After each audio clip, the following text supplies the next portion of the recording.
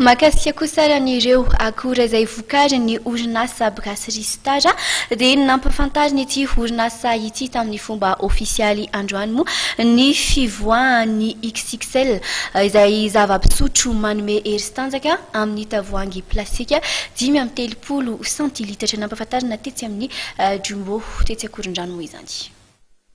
Nivoaka tamin'ny fomba ofisialy ny zava-pisotro manome hery sy tanjaka XXL amin'ny tavoahangy plastika 5.3 centilitra.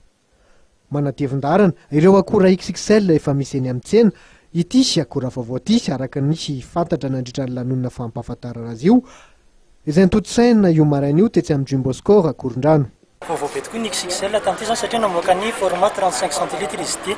Format tena pratique izy io satria tena na hijerentsika fotsiny le tavoahangy zany tonga dia tavoahangy ergonomika zany hoe mora tazomana.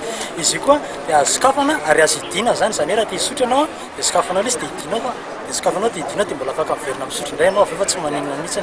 Amin'ny format 35 centilitres koa izy ity dia azo entina n'aiza n'aiza satria kelikely mahafinaritra moromorona izy ity tsy manahirana mihitsy dia izy ity zany kely tena kely nefa betsaka ny ao anatiny zany afaka atao any poche zany le izy. Voapirofo nandritra ny fotoana fa mitondra voka-tsoa tsy tampitany saina ho an'izay misotro azy tokoa ny XXL. Isan'ny nanamarika amin'ny fotoana tokoa ny fahavitrihan'ireo mpandihy Zumba.